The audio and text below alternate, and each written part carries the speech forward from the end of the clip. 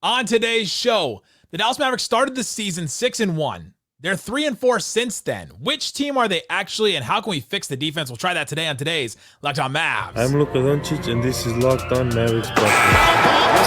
Mavericks, NBA champions. Bang! It's good, and the Mavericks have won the game. If you don't believe, you shouldn't be here. Loyalty never fades away. And welcome. You are locked on to the Dallas Mavericks. My name is Nick Angstadt, media member and NBA channel manager for the Locked On Podcast Network, your team every day. Thanks for being part of the show, making Locked On Mavs your first listen today, where your best way to help us grow the show is to listen every day and to comment anything below. Let me know in the comment section. Can Luka and Kyrie win a title as a duo? Has your opinion changed about that 12 games into the season? We're almost the same number of games they played together last year at this point. I'm curious if anyone's opinions has changed on that. Joining me today from The Athletic, host of one of the other, I've heard the only Mavericks podcast. What you got for me, Tim Cato? How we doing? It's going well. The Mavs are still 9-5, despite the torrential downpour of negativity the last couple of days. They're still a good record. Well, they simply shouldn't have lost the last two games. They alone are to blame for this. If they didn't, we'd be riding high right now. Maybe they want this. Maybe they felt like they were a little bit too close to ego death, that they're riding a little bit too high, that they chose to lose a couple times to humble themselves for the longer journey. Jason Kidd playing four-dimensional chess. Like, all right, let's throw these games. I just got to keep them right on the line. The Occam's razor of if we win too much, then we get complacent. If we lose a couple of games, then we'll be on our toes. Okay. Yeah, that is Occam's razor. This is a perfect example. Like, what's the most obvious example to the Mavs losing twice? It's this concocted solution that we just came up with. This is where we are. We'll talk about the Mavs defense. We'll talk about some of those issues and try and fix some of them if we can. Then we'll play something or nothing. I've got some phrases. I've got some stats, and I'll say, is this something or nothing? And Cato will decide together if there's something or nothing. But I want to start here. The Mavs started the season 6-1. We were riding high. We were real excited. And then they're 3-4 since then. My question is why? Yeah. Why? Yeah. That's the whole question. Just why? Open-ended. As a journalist, you should know. Leave the question open-ended and let the respondent this team decide. Let's see. This team is they're not 6-2. They're not going to play what's the math on that? 75% basketball? This is not a team that's going to come out and win this season 78% of their games. I think we knew that going in. We knew that when we were doing season preview. It'd be a 70-win season. I think we knew it in summer when they started signing players. I think we've known it the whole time that this team is a team with flaws, that there are limitations, that we still don't know who the third best player is. Tarek Lively Jr., someone who we didn't think would be in the rotation. We don't know whether there's enough quality defending on this roster. I think the past few games has made it clear that there is not. It's not that there are not good defenders. It's not that there's that the sum of the parts of this offense does not make them quite possibly the league's best offense. It does seem very likely they're going to finish top 2. They're that good when Luka is on the court and when you put this amount of talented players. But this is not the end of the team rebuilding journey that they have undertaken. This is, really the start. And, because Luka's on the team, it's much closer to the middle. But this is a rebuilding process with Luka on the team that reset itself over the summer. And this is where we're at. And this team is good, but not great. And so they're going to lose some games. Yeah, if you won these games in different orders and lost them in different orders, I feel like the talk around them would be a little different, right? Like, oh, they're better. They're an above 500 team, right? They've lost to some, but yes. since they're now 3-3 in their last 3 losses out of their last 4 games, now all of a sudden it's okay, this guy is falling. There's bad defense and all that. There are the deep dives coming from the podcasters and the writers of the world that are going through talking about all the Mavs problems instead of talking about, well, these are the things that have gone better than expected. Because I think there are more of those things that have gone better than expected than have gone worse. Well, yeah, when you miss the playoffs 1 year prior, turns out. Yeah, I do think that more things have gone better, and there has been surprises up and down the roster more so than there's been disappointments. Yeah, it's true. There just have been. Luka and Kyrie, though, let's check in on them because to me, I've been saying this whole offseason and the whole season, the first thing the Mavericks need to do this season, besides like, all right, well, it's not even like number one, win a title, right? To me, it's number one, figure out if Luka and Kyrie can be that duo. Figure out if that's the duo that you're building around. Figure out what they're capable of and what needs to be put around them. Have they shown us anything different so far this season than what you saw last season so far? Well, the question isn't the offense. Like the offense, I think they've proven that. I don't think there's any question that these two players can be fantastic offensively, that they can lead the best offense in the league. That if they had got to the playoffs last year, I think we would have seen the same highs. This is not Luka and Kyrie are not a regular season, score a lot, but wait till you get schemed up and matched up against in the playoffs. I don't think there's any proof that that's the case. And quite frankly, defensively, like I think it's just too soon to have that conversation. It's gone through my head a couple times, but I don't think that Luka and Kyrie, while neither of them have been pluses defensively this season, and Luka has been better than we've seen in the past, even though he is still a net negative, I would argue. I just think it's a little too soon when there are 2, 3, 4 far more glaring issues defensively for the team that is causing them to, and if they can fix that, like even if they could get one more big defensive wing, and I know we're going to talk about defense more coming up, if they could just get issues, maybe you'll feel more time to be like, all right, how much can Luka and Kyrie, like what's their ceiling, what's a defensive ceiling with those two being part of the starting five? Yeah, I think if I'm going to take one thing away from their start so far, it's the clutch. Like I feel like they've been much better in clutch. They're 6-1 in clutch games so far. They've shot better in the clutch, and I feel like their process has been a lot better. All the time they put in training camp and some in the preseason when they did play, like all that work I feel like has paid off, and that they look more cohesive. The process looks better than it had last season in the clutch so far. Do you agree? They're getting shots off, which right. Yeah, it's better than last year. That is better than where things were at times in clutch situations last game. Yes, I would fully agree with that. Yeah, and so then you look at it, okay, well, if they can just keep themselves in games, then they get to the end, and then Luka and Kyrie can, they figured it out a lot more than they did last year. And so then that even exacerbates like the defensive problems even more so, because you look at them and say, man, if only they could have just stayed in, like that Sacramento game the other night. If they only could have just stayed in that game. If they only could have kept it a 4 or 5 point game at a certain point. But when it got to like 16, I just said it was done. Like it was just, even 11. It got to 11 points. I was like, okay, they're not getting enough stops to finish this game out. Yeah, but is it really good strategy to be putting yourself in a clutch situation against the reigning clutch player of the year? It's not. No, but it's not good strategy to allow 120 points a game every single game. But Jason Kidd, it seems to be resigned to that's what we're going to do now. Well, I mean, it's not crazy to think that this year the second ever winner could be a Luka Doncic. It would be great. He's got his leading argument already, I think, with his little bank shot against Brooklyn. Oh, just still go back to that shot. I can't believe it went in. Like, where were you sitting when that shot went out? I was in the main courtside seats, and so you're like right there. You're like right in front of it. It was right in front of me. It was directly in front of me, and I just remember looking like that has a chance, but it doesn't because I saw how he shot it, and there's just no way. Like, and I saw the angle where he shot it. Yeah.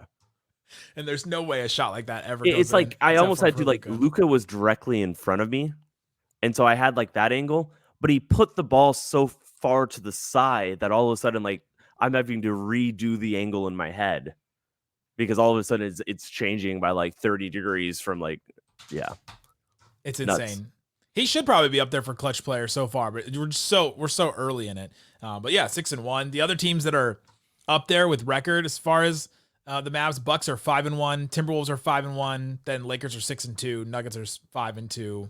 So they're up there. They're best clutch record right now in the NBA. Coming up though, let's talk about why they've been in so many clutch games so far. Their defense. The Mavs defense is currently worse than it was last year. Is it going to stay that way? We'll talk about that and more coming up.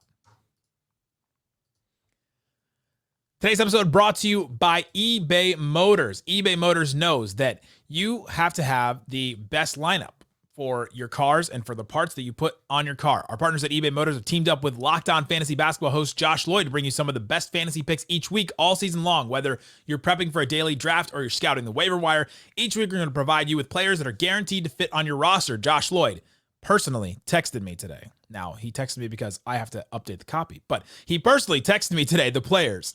One of them, Alex Caruso, we talked about a lot recently as far as trade rumors and all that kind of stuff. He said, Alex Caruso has been inserted into the lineup. Caruso is an appealing fantasy option until he inevitably gets hurt, which is which stinks. But if you're looking for somebody for your fantasy team, Alex Caruso is going to bring you that defense. He's going to bring you, he'll probably get you some steals, probably get you an assist here or there, score here or there. He's going to bring you some stuff and fill up the box score. Josh Lloyd from Locked On Fantasy Basketball is going to help you win your fantasy championship. And eBay Motors knows a championship team is about each player being a perfect fit. Same with your vehicle. With over 122 million parts to choose from for your number one ride or die, you can make sure that your ride stays running smoothly. Brake kits, LED lights, roof rack, bumpers, whatever your car needs, eBay Motors has it. Keep your ride or die alive at ebaymotors.com. eBay guaranteed fit, only available to U.S. customers, eligible items only, exclusions apply. Uh-oh, guess what day it is? Thanks everybody for hanging out with us on Locked On Mavs, being part of this show, part of the Raccoon Squad, listening every day. And if you want to support the show, text me, get text alerts from me on all kinds of Mav stuff. Subscribe to the subtext, click the link in the description, or text the number on the screen or in the description. All right, Tim Cato, let's talk about this Mavericks defense because it's not good. It's bad. It's bad, as some say. The Mavericks defense is currently worse than it was last year by defensive rating. Do you think it'll stay that way by the end of the year? Well, you have to remember it might, because the league's offense might just be up from last season. And so that's where we start with this. Do I think the Mavericks will have a better or worse defense in some subjective or objective grade? I think Dallas will end up being a little bit better this year. Like I think that we will look at the metrics. We'll see the eye test. I think that we'll look at the sum of the parts and where the team is when they finish the year. I do think they'll be a bit better. And a lot of that just comes from how truly dismal they were last year, and how I don't think that maybe the locker room wasn't lost last year, but something was lost. The identity, the on-court identity was completely lost last year. When you've got two personalities like JaVale McGee and Tim Hardaway Jr. in the locker room at the same time, it's just not going to work out for everybody involved. Well, yeah, they needed two Theo Pinsons to one Theo Pinson to cancel out each personality that wasn't clicking. And the Pinson Dwight corollary didn't apparently work enough for the chemistry. Yeah. I think a little bit better at the end of the year. They've at least already showed us that they can have better defensive stretches, and there are certain lineups they can put out there that are better, right? The starting lineup being one of them that has an average defensive rating so far. At least that group is better than probably any 5-man group the Mavs could have put out last year. I think that's right. There was no 5-man unit with Derek Lively II in it last season. And as much as Derek Lively Jr. has been an average defender, I think he has been, I think he's been more impressive offensively than defensively thus far, which is by no means his fault, because his defensive potential and what we see, but he's still just learning, Yeah. I think there's a hesitancy to foul or put himself into fouling positions. And a lot of that is just the savvy know-how of how to play all of these, tricky, post-centric big men who, operate as offensive hubs. We've seen 2 or 3 of those already thus far, and they'll get you to 5 fouls in 2 minutes if that's what it takes. I think that did happen. Was that against Denver? When Lively comes out and within moments of the second half, picks up another, Porter Jr. drives, Murray drives. You're like, oh my gosh! All of a sudden he's flying all over the place. Is it really just Derek Lively that's the big difference? Because I keep thinking that it is, right? I keep showing this stat to anybody that'll view it. With Derek Lively on the court right now, they have 113 defensive rating. With Dwight Powell on the court, or what I consider bench lineups, it's 128. It's literally just the difference between Lively coming in and Lively coming out. He just makes such a big difference having a big center like that. Yeah, I mean that's massive. It's the deterrence. You see people look up at Lively around the rim and say no, thank you. Yeah. And fade away. I Like think Fox that's the tried to biggest do today. difference. Yeah. I think that, I think that stat shows something important. I also think that the defensive duo that Dallas is starting with is not quite as good. So this is Grant Williams and Derek Jones Jr. I don't think they're as good defenders, but I think more importantly, they don't complement each other as well as Dorian Finney-Smith and Reggie Bullock did 2 seasons ago when Dallas was in the top 10. Dorian Finney-Smith was a point of attack, go guard your best player sort of guy. He wasn't the best in the league at doing that. He was not a shutdown defender. And look, against some stars, there's no such thing as a shutdown defender. But he was good enough that he would keep them in front of them, he would force them into tough shots, and he wouldn't always have to send help. Reggie Bullock was a good compliment for him, especially 2 seasons ago when his defense was, his defense fell a little bit last season. But 2 years ago, he was the off-ball player. He'd chase around any guard, any point guard that you wanted. And just that kind of that 1-2 ability to play off of each other, those two defenders, I just don't think that you see it quite as much because Grant is kind of a tweener defender where you want him to guard up for the most part. But there's not a lot of like star 4s in the league anymore. There's a lot of star 3s and a lot of star 5s. And so he's still a good defender and he makes your defense better, but he's not going to go stop someone.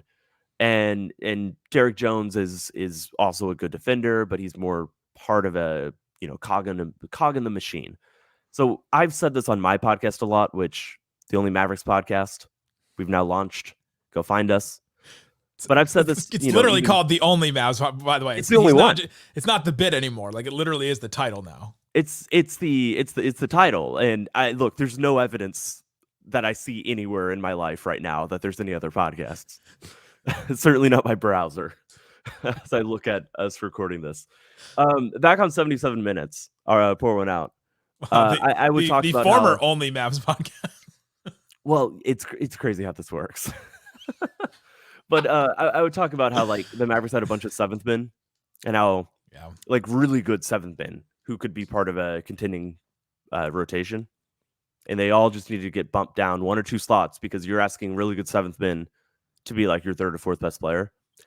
I think if you had a number 1 like wing perimeter stopper sort of player, and then everybody else got to guard one less level of importance opponent, just slightly less talented opponent. I just think that would make everybody look better. Oh, absolutely. I mean, they're slowly but surely like building up that depth. And we talked a lot at this offseason on a different Mavs podcast that actually exists. I don't know if you're aware of that it does, but they're talking about this is the first I'm hearing about it. If I have evidence that there's more Mavs podcast, it's going to be really embarrassing for what I just named my own. We talked about the deep depth, right? Like your guys like 12 to 6 or whatever are much better than they were a year ago. But you still, like you said, we don't even know the 3rd best player right now on the team. 3rd, 4th, like all of a sudden they need it.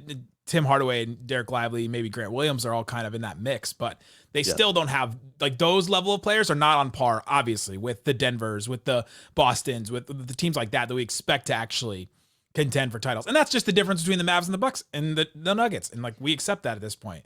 Your comment earlier about how Grant Williams and Derek Jones Jr. don't complement each other as well. Grant Williams represents the player that we've wanted for so many years. Can we get somebody that can guard a LeBron, somebody that can guard a Aaron Gordon, somebody that can guard like bigger wings?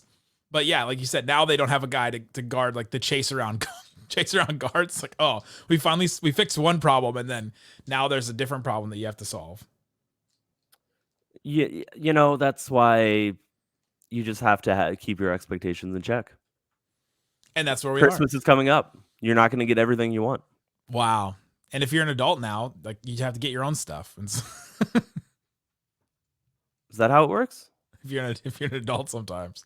I just thought Santa like lost my number, man. Yeah, he's like, man, like, not in a bad way, he's got there's a lot of stuff to keep up with in his contact directory. But it said from kids to 1 to 92. And I didn't age out of it, so I don't know. The Santa thing is just it's losing me. Where are we going with this? You started it. The Mavs' biggest defensive weakness right now is what?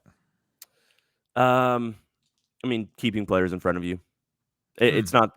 Yeah, It's just they cannot keep players in front of them, and I think their rotations probably should be better. Maybe will be with time, but if you can't guard on the perimeter to start with, and whatever the reason for that is, whether everybody's just guarding one position up, whether Luka and Kyrie are just this is what you get from them, but it's keeping players in front of them. I went back and watched some more of that Kings game, and they were tired. Like they're in the second night of a back-to-back and traveling, and so yeah, you maybe don't hold as much of it against them, but their defense, and I've seen this game after game, they just like one guy doesn't like gets beat off the dribble, and then all of a sudden they have to do the scramble defense, and then you're just like you're chasing your tail. It feels like trying to catch up and trying to recover and trying to their defense is built around that, but you have to be so on your P's and Q's in order to make that defense work, that if one Tim Hardaway Jr., I'm not naming names, but if one Dwight Powell, if one Luka Doncic, if one, like somebody isn't paying attention basically, and all of a sudden like is late to go on one of those rotations, then the whole thing breaks down. They have a lot of players who struggle with rotations.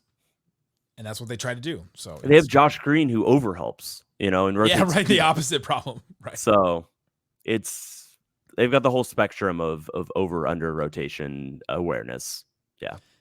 Coming up, let's play a game called Something or Nothing, and I'll read a bunch of statements and we'll see if they're something or if they're nothing. Do that coming up. Today's episode brought to you by FanDuel. FanDuel Sportsbook has all kinds of spreads, player props, over-unders, and more. Go check it out. Right now, they have the NBA MVP, Luka Doncic, still second. He's plus 550. Jokic is ahead of him at plus 200. So right now, you could put down $100 on Luka to win MVP, and if he does, you win $550. Sounds pretty good. Embiid plus 700, Tatum plus 850, Giannis plus 900, and then Devin Booker plus 2,300. There's a big gap there. And he's tied with Curry and SGA for plus 2,300. So you can get that. You can check that out. Or if you want to put some money down on a money line for a game, new customers get $150 in bonus bets with any winning $5 money line bet. That's $150 if your team wins. Bet on the Cowboys, bet on the Mavericks, whoever. Visit FanDuel.com/lockedon as the NFL season rages on. FanDuel, the official partner of the NFL.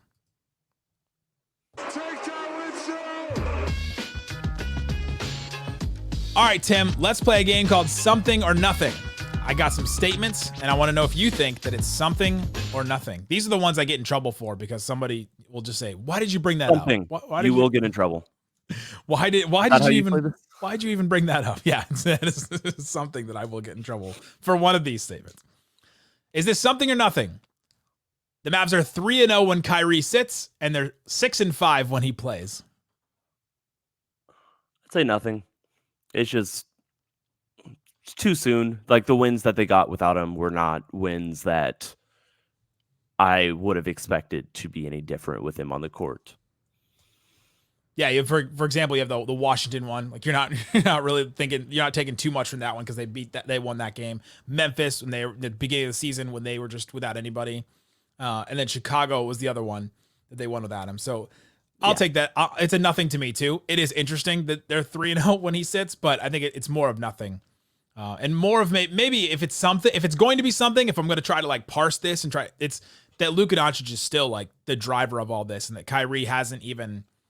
I don't know that he's gotten to like a 1B to his 1A yet, right? Like it still feels like it's a very clear 1-2, which you want it to be, but production wise, it's still 1-2.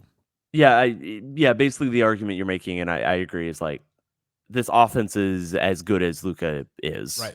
And it's not like the offense falls. And so if there's anything happening with Kyrie's presence in this offense, it's making sure Luka stays healthy, because when Luka is running the offense, it's going to be as good as it is with or without Kyrie. Yeah, and Luka's usage is down too. By the way, it's down to 34%. From like 37, 38 last year. He's still third in the NBA. Like every player's, like star players' usage has been down to start the season, which I find interesting. But still down for Luka, which is good. Minutes down, usage down, like all that is positive. And those are all positive things that Kyrie has brought. Yes. Agreed. Something or nothing. Luka, speaking of Luka, is shooting 42% from three, 12 games in. Last year, 12 games in, he was shooting 28% from three. I mean, I think it's definitely something. do think that I don't know, man. I really think that he might be able to shoot 37, 38, 39% this year. We've asked him about this. He talks about his legs. He does look in better shape and Yep. better conditioning. And, just having those legs, we've watched Luka long enough to understand, like, we can see when he's not looking quite right. And outside of that one New Orleans, second game of a back-to-back, or second game of a baseball series, outside of that one, we've seen a guy who looks a little bit different. And if that translates to his three-pointers, if that translates to, an easier quality of shot that he's taking, I do think that this three-point shooting is something, and it's here to stay. Luka this year is shooting 2 catch and shoots, or catch and shoot 3-point shots. Luka says catch and shoots, which I appreciate. 2 catch and shoots a game. He's shooting 45% on those, which is just not what we've seen from him in the past. I mean, how often in the past years did we look at a Luka catch and shoot shot and go, well, he's not making that. He's not making that shot. I haven't looked at it in at least a week. I think it was last week I published these stats. But yeah, he was taking more catch and shoot threes than his rookie season. Yeah, which is when he didn't have the ball in his hands as much. And he was shooting much better on them. So yeah, he's shooting an insane percent, almost 45% on catch and shoot threes right now. So I think that's the big difference. So this is something to me because it's the types of shots that he's taking are different. And he's not settling for as many because he doesn't have as high of a usage rate. Like it all kind of works together to me that he's taking more efficient shots, and so they're going in more. When he gets hot, he can take a couple more threes because he's feeling it, and it's not because they're down by so much that he has to try and shoot them back into games. And he has Kyrie to help him shoot back into games. So it's all that I think works together. Definitely something. Something or nothing. Dwight Powell has the worst plus minus of any Mavericks rotation player. And I'm talking like straight up. He's a -12 right now on a 9-5 team.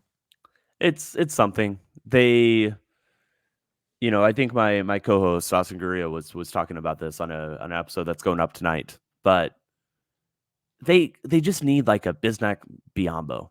It would be really good to have one other backup center that they trusted, and that in some matchups they go with him, and some matchups they go with Dwight Powell, because there are matchups where they have the right idea on opening night, not playing Dwight Powell. Right. Dwight Powell should not be the every game backup center, and really Derek Lively probably shouldn't be the every game starting center, but that works, and he's been good enough that he's getting his development now. But they just one more guy to rotate in, one more guy who like kind of does more traditional center stuff, who's just big and bulky and eats up space and maybe has really bad hands, but you'll take it because you just want a big beefy guy out there for an 8-minute stretch. I think that is something that if there's a way for Dallas to acquire that at some point later this season, it's something that I think they should go for. Are you to the point yet where you just want to see Richaun Holmes at all? Just throw him out there. That's a nothing for me. I know that doesn't quite work with this question, but no. That wasn't even one of my statements, but I know it wasn't. You're not there yet? I was just trying to stick with it. What is no, I don't want to see. We switched game shows already. Like all of a sudden switched the format. I get $1 million at the end of this, right? They don't think they get it on Jeopardy. Except for Aaron Rodgers. Well, now I'm changing it to Who Wants to Be. Oh, who wants to be? Oh man, I do. The Richaun Holmes thing. I said yesterday, I'm ready for it. I'm ready to just try it. Like just throw it out there because it can't be. I said 2 things yesterday when I tried to fix the defense. Let's just try Omax with the bench lineups. I'm not saying play him 20, 30 minutes a game. Throw him out there for a couple minute stretches with those bench lineups because the bench lineups have been the worst defensive lineups that the Mavericks have had. Just throw him out there because it can't get worse.